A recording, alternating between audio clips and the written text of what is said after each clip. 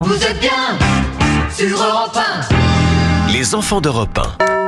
Et ce matin, Dimitri, avec les enfants d'Europe 1, retour sur un concert des Beatles. Ah, les Europe 1 et les Beatles, dans les années 60, ça c'est toute une histoire. 15 janvier 1964, les 4 garçons dans le vent débutent une série de concerts à Paris. Ils se produisent lors d'Autriche pour la première fois dans la salle mythique de l'Olympia. Oui, devant l'Olympia, c'est l'affluence des grands soirs avec un cordon de sécurité et dehors, le public qui trépigne. Mademoiselle, qu'est-ce que c'est pour vous les Beatles ?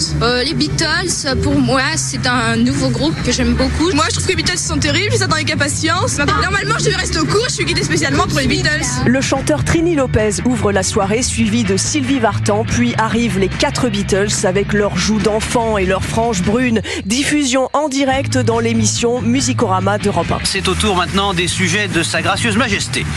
C'est toute la Grande-Bretagne adolescente qui va être représentée par les Beatles. 4 garçons, 3 à la guitare, 1 à la batterie, petit costume sombre, coupe anglaise, à eux de jouer.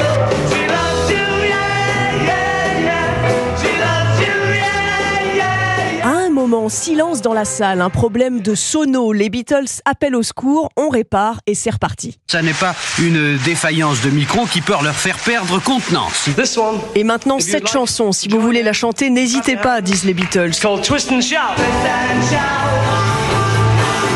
Les 4 garçons de Liverpool ne se sont jamais produits aussi longtemps dans une même salle. Ils vont rester 3 semaines à l'Olympia en 64. Et puis les Beatles sont reçus dans les studios d'Europe 1. On demande alors à Paul McCartney ses goûts musicaux. Jim, Ray Charles, Little Richard, Brigitte Bardot.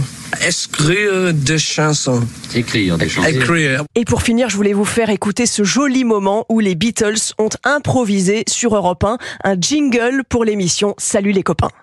Salut les copains, salut les copains, salut les copains, salut les copains.